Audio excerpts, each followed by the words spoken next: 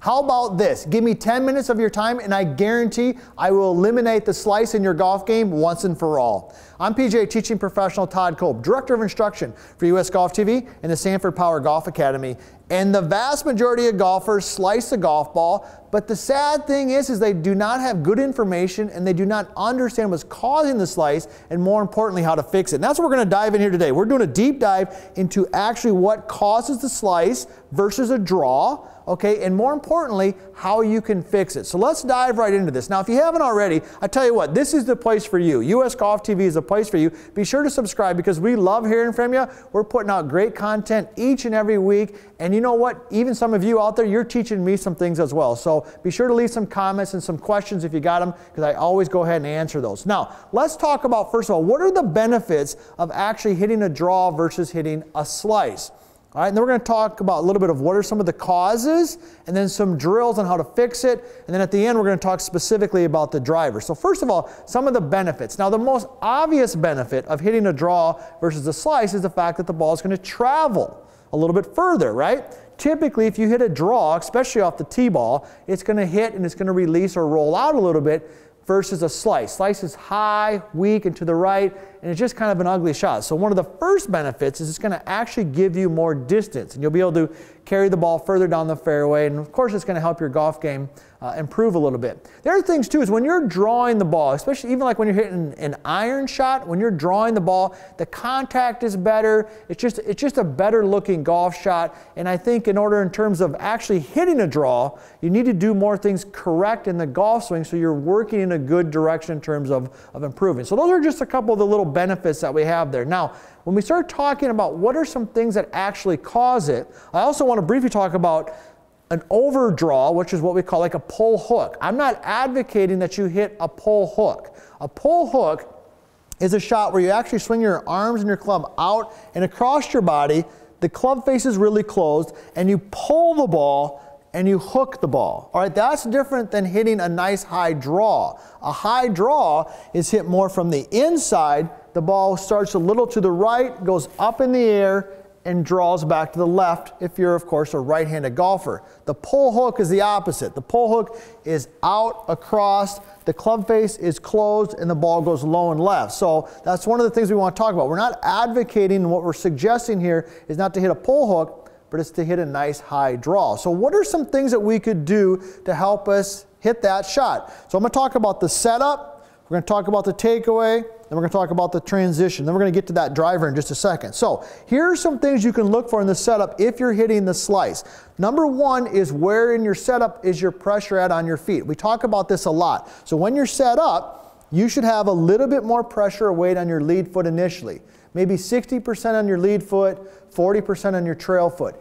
If you're slicing the golf ball, you very well could be the opposite. You could be 60 on the trail foot, 40 on the front foot. This right away in the setup is going to cause you to start swinging out and across the golf ball and could cause you to slice. Another place to look in your setup, all right, that might be causing you to slice a golf ball could be in the structure of your arms. So when we're set in here, all right, when I've set up, if I want to hit a draw, okay, my lead arm should be slightly higher than my trail arm. Okay, notice my lead arm slightly higher than my trail arm. If you're slicing it, you're probably just the opposite. All right, your trail arm, your right arm, if you're a right-handed golfer, could be higher than your lead arm, so you're set up more like this.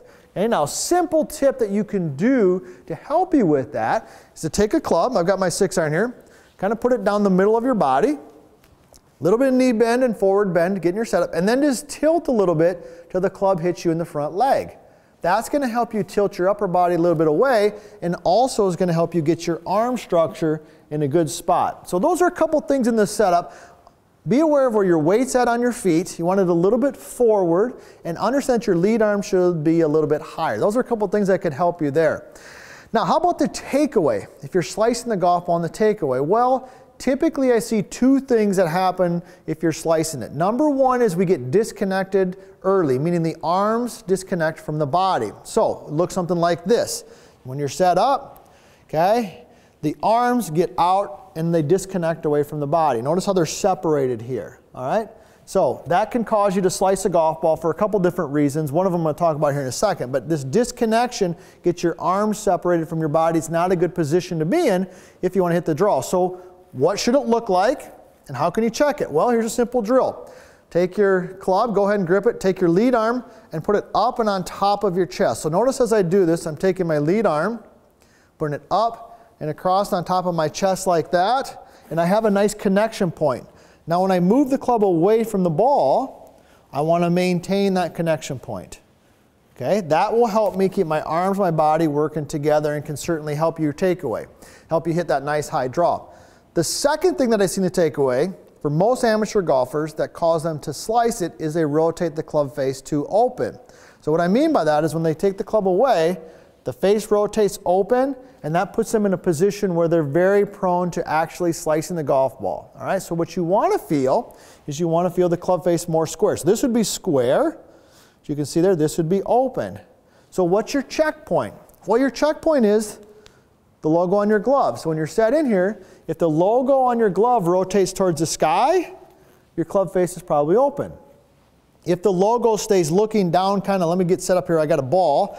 If my logo at this point is looking more down at the ball right here, okay, then I know that my club face is probably pretty square, all right? So those are a couple things in terms of the takeaway. Now, if you got some questions, be sure to fire those in the comments, or maybe you agree or disagree, that's okay, all right? Or maybe you've got a tip that's helped you eliminate the slice, be sure to leave that in there as well because that can help out our fellow golfers. So we've talked a little bit about the setup, talked a little bit about the takeaway. I want to talk about the transition because this is where a lot of the breakdown happens, all right, in terms of hitting a nice high draw versus the slice. Then we're going to talk about the driver. So in the transition, when we say transition, we're talking about when the club moves from backswing to forward swing or downswing, however you want to talk it. Backswing to forward swing or downswing. That's where a lot of it happens, all right? The first thing I would say is that make sure that your arms and your hands are relaxed. If they're super tight and tense, they're going to want to work out and across, and you're going to probably start slicing the golf ball. They should be soft and relaxed, and they should be working as, I would say, almost like as an end result or a byproduct of your pivot. So notice when I take it here to the top, if I manually try to do something with my arms, okay, the club's going to go out. But if I keep my arms soft and relaxed, and I just start to rotate, the club will drop more from the inside. So that'd be the first thing, is be aware of the tension. Now, what's a good drill we could do for that? Well, a good drill we could do is just we call it like a separation drill, where basically what we do is you put your feet together, put the club in front, okay? Now, as you swing the club and your arms back away from the target, you go ahead and you step forward. So in slow motion, it looks like this. Arms swing back, foot goes forward. Okay? Now you can actually hit a ball. I'll go ahead and demonstrate that once. Typically I would do this drill first of all with like an iron. All right, so my feet are together. Notice my feet are a little bit back and behind the ball. So I've taken my regular setup. I've brought my lead foot back to my trail foot. Club in front. I'm going to swing back. Go ahead and step forward. And that little transition there from back to front will help you smooth that out a little bit. So that, if you're struggling in your transition, that would be a good, simple way and something that you could do. Now, let's talk about the driver, okay? Because this is typically where most people end up slicing the most. Now, a big part of that really can be because of the tension. Because when you start trying to add speed and swing hard, that creates tension. The club actually slows down. So that could be one reason. So that's something you want to be aware of. But I want to give you two things in your setup that you can do. All right, and then I want to give you one drill. So in your setup with your driver, you already know that you should have a little bit more weight on your lead foot. We already talked about that, right? We've also talked about the lead arm a little bit higher. But with your driver specifically, I also want you to take your lead hip, for me that's my left hip, and bump it more over your lead foot. Okay, so here I am normal, driver, I'm bumping it just a little bit. That will actually help you swing a little bit more from the inside, also help you swing up on the golf ball. So that'd be the first tip in terms of your setup. The second one in terms of your setup is I want you to feel like the handle is just a little bit higher. Okay, so here'd be my normal irons. With my driver, I'm going to raise the handle just a little bit.